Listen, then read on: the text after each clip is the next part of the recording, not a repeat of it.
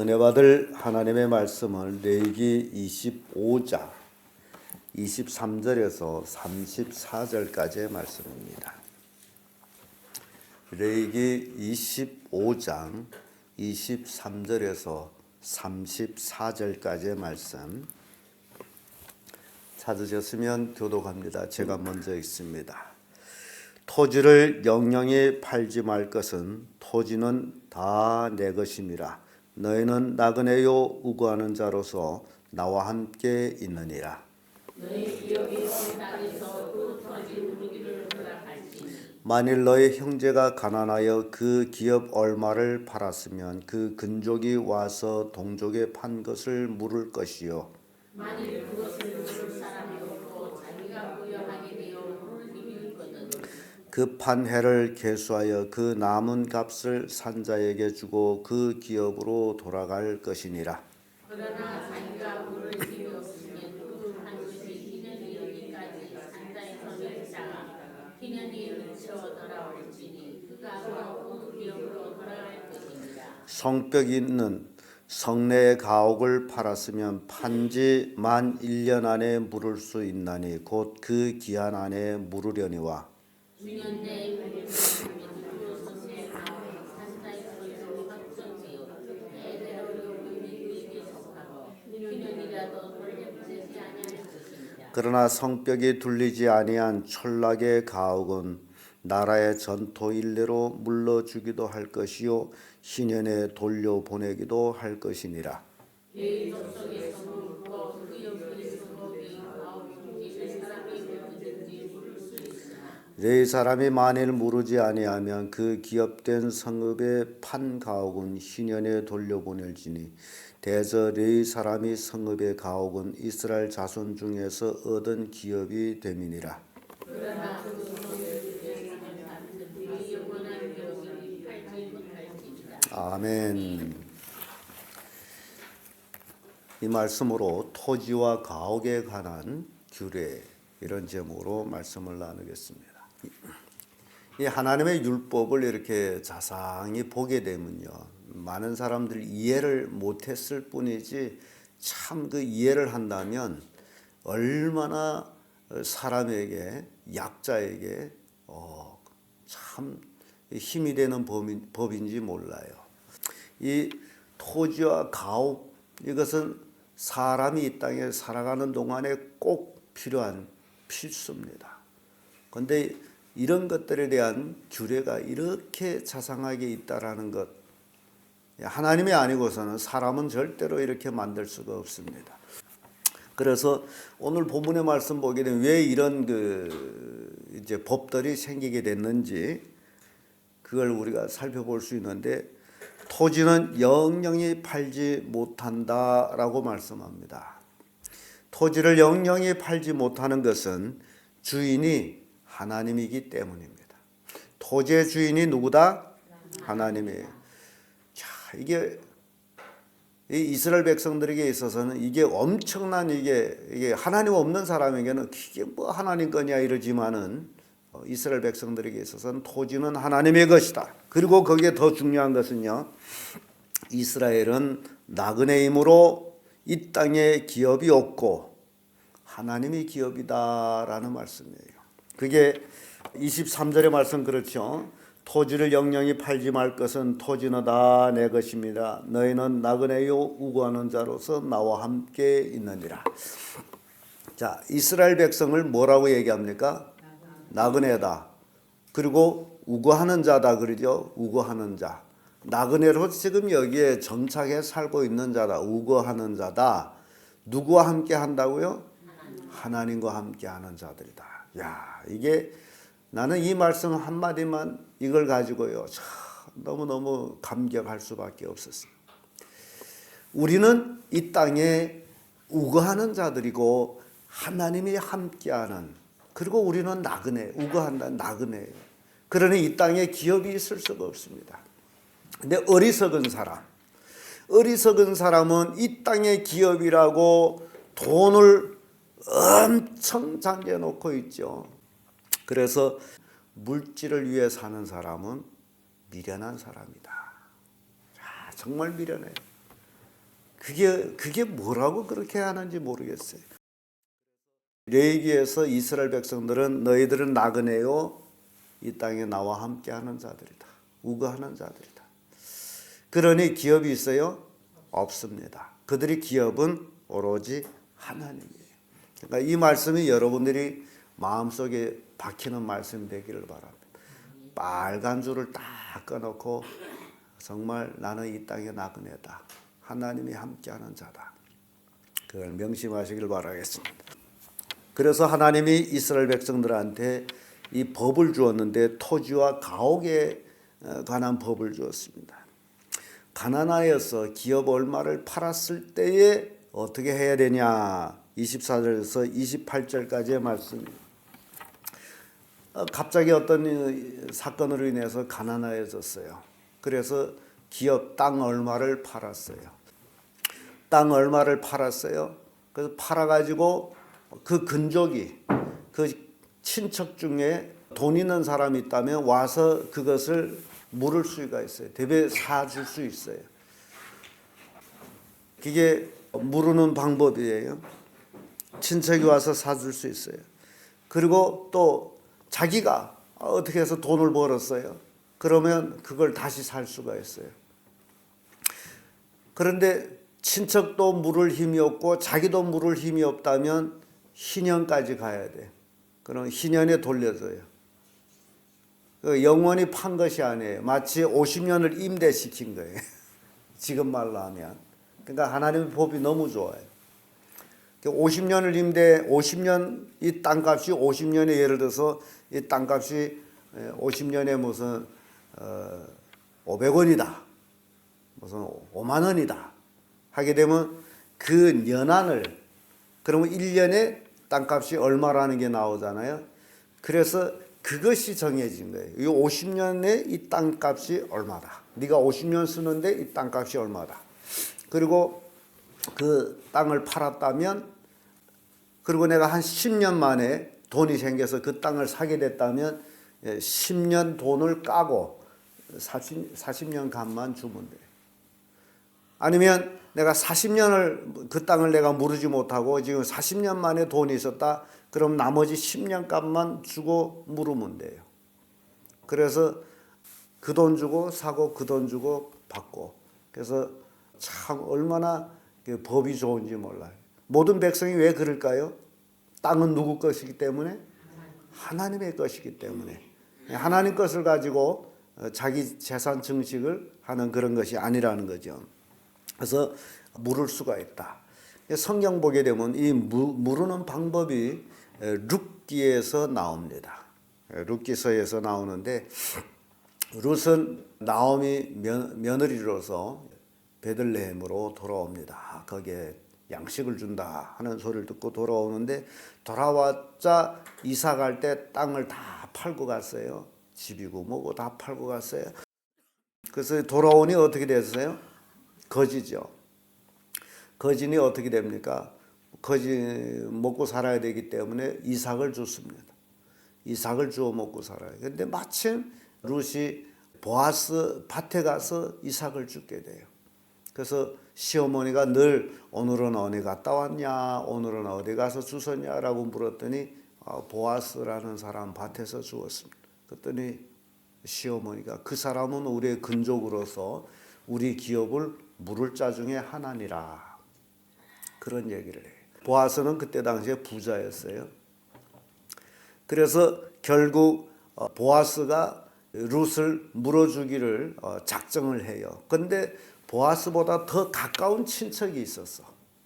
더 가까운 친척이 있어. 이 물른다는 것은 법적으로 가까운 근족이에요. 그런데 보아스보다 더 가까운 사람이 있어서 보아스가 룻한테 내가 그 사람한테 물어보고 그 사람이 물으겠다면 그 사람이 물고 그 사람이 물으지 않는다면 내가 물을 것이다. 그러면서 룻기 4장 5절에 가서 그런 말씀이 있어요. 보아스가 그 사람을 만났어요. 그때 당시에는 모든 것이 성문에서 이루어져요. 왜냐하면 그게 마치 공정한 모든 사람 모인 데서 이렇게 하기 때문에 공정한 그런 법 같은 법정 같은 그렇게 이용이 됐어요. 그래서 보아스가 그 더 가까운 근족에게 묻습니다. 네가 물을 것이냐? 네가 만약에 물른다면 그 밭을 사는 날에 곧 죽은 자의 아내 모압 여인 룻에게서 사서 그 죽은 자의 기업을 그 이름으로 있게 하여야 할 것이니라. 그랬더니 그 근족이 가만히 처음에는 물으겠다 해놓고 가만히 생각해보고 자기 재산에 손해볼 것 같아. 그래서 나는 못 물으겠다.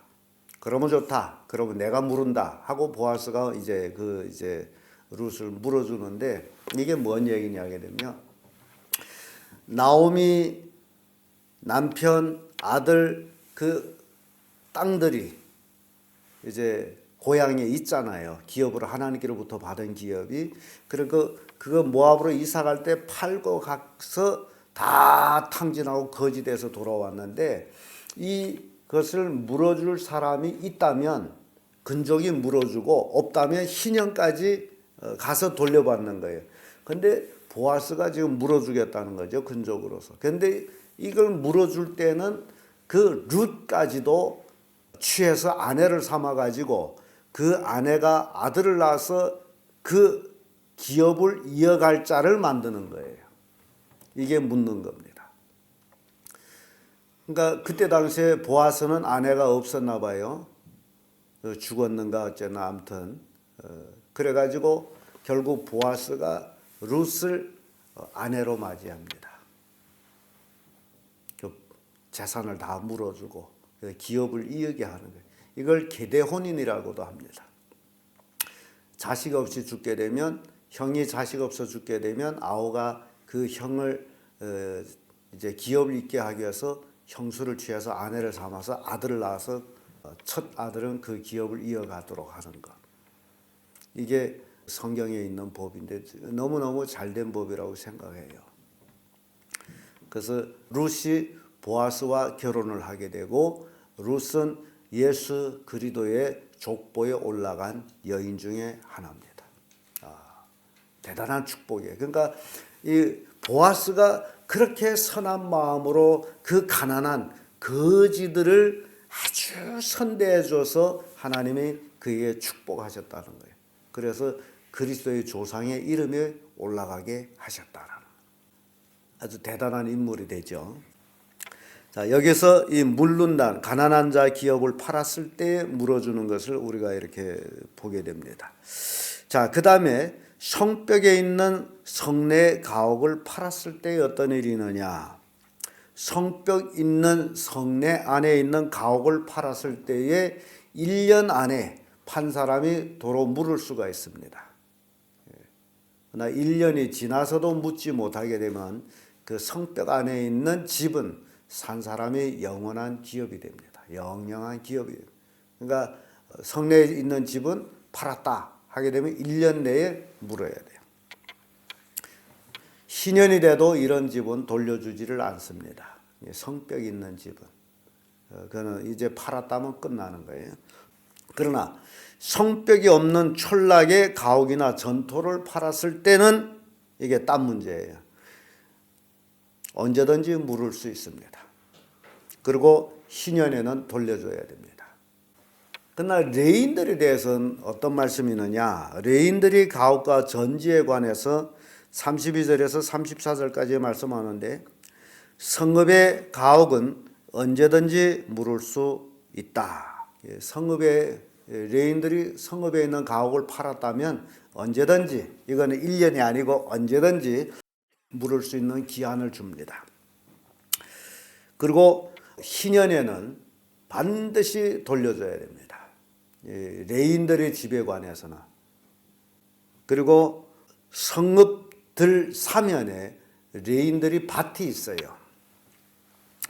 그 밭을 레인들은 팔지 못하도록 되어 있습니다. 레인들은 밭을 팔지 못해요. 성벽에서 이 사면 레인들의 밭인데 굉장히 많이 줘요.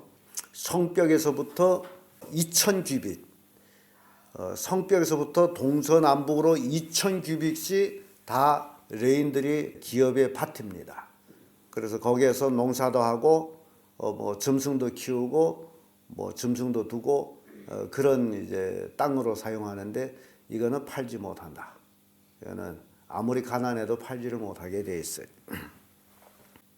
가난해도 땅만 있으면 어떻게 되죠? 먹고 삽니다. 네. 그래서 이걸 팔지 못하게 되는데 여기에 관한 말씀은 민수기 35장 2절에서 4절에 있습니다. 이스라엘 자손에게 명하여 그들이 얻은 기업에서 레인에게 거할 성읍들을 주게 하고 너희는 또 그 성읍 사면의 들을 레인에게 주어서 성읍으로는 그들이 거처가 되게 하고 들로는 그들이 가축과 물상과 짐승들을 둘 곳이 되게 하게 하리라. 너희가 레인에게 줄 성읍은 들 성벽에서부터 밖으로 사면 2,000규빗이라. 이렇게 딱 말씀하고 있습니다. 사면 2,000규빗. 한 규빗이 약 50cm라면 2,000규빗이면 얼마 될까요? 1,000m 정도 됩니다. 1,000m면 1km죠. 1km면 우리가 계산해 볼 때 이게 굉장히 큰 밭인데요. 100m, 100m가 한 쌍이에요. 그러면 1000m 하게 되면 이렇게만 해도 10쌍이에요. 성이 어느 만큼 넓은가에 달려가지고 그 땅이 넓어지는 거죠. 기가 막힌 땅들을 레인들한테 하나님이 기업으로 주셨어요. 이거는 이스라엘 12지파가 싸워가지고 얻은 성읍에서 먼저, 굉장히 중요합니다. 이 땅을 차지했어요. 가나안 7족속을 쫓아내고 그 성읍을 뺏었어요. 그러면 그 성읍 안에서 먼저 레인들에게 집을 주고 그 다음에 그 성벽에서부터 2,000규빗에 대한 땅을 레인들에게 주고 그 다음 나머지를 그 족속들이 가졌어요. 이게 성경입니다. 그러니까 이게 뭔 얘기냐면 레인들은 뭐 하는 사람들이에요? 하나님을 섬기는 사람들이에요. 그들은 하나님 섬기기에 전문하는 사람들. 근데 그들이 배고프고 그들이 헐벗으면 누가 못 사느냐라는 거예요. 이스라엘 백성이 헐벗고 굶주리게 되는 거예요. 그러니까 그들이 배부르고 그들이 잘 살아야 이스라엘 민족이 배부르고 잘 사는 거예요. 이게 하나님께서 레인들이 준 기업이에요. 이 레위기 25장 23절에서 34절까지 우리가 이렇게 쭉 말씀을 이제 봤습니다. 하나님의 법대로라면 영원히 못 사는 사람이 없습니다. 때가 되면 내 대에는 못 살았다 할지라도 다음 세대는 희년까지 가서 다시 돌려받는다면 역시 또 새롭게 시작하게 되는 겁니다. 하나님 안에서 그래서 이 희년이라는 제도가 있어가지고 오늘 우리에게 교훈을 주는 것은 희년은 모든 것이 자유와 해방입니다. 되돌려가는 겁니다. 그러면 우리는 하늘나라의 영원한 그 희년을 사모하게 될 때 이 땅에서 당하는 고난과 고통은 그때 가서는 다 해결된다. 그때 가서는 다 회복된다. 그때 가서는 자유다. 이런 그 소망을 갖게 함으로 하늘나라의 영원한 안식을 그리게 되는 겁니다. 이 땅의 고난은 잠시 잠깐에 불과합니다. 우리는 이 땅에서 고난받는 원인은 나그네이기 때문이다. 우고하는 자들이기 때문이다. 우리의 영원한 기업이신 하늘나라, 그 나라에 가게 되면 모든 것이 회복이 된다. 이게 신앙입니다. 여러분들이 아프고 힘들고 어려움이 있고 모든 것들은 이런 믿음으로 얼마든지 이겨나갈 수 있는 것들이다. 성경이 우리에게 이런 교훈을 주고 있습니다. 기도하겠습니다.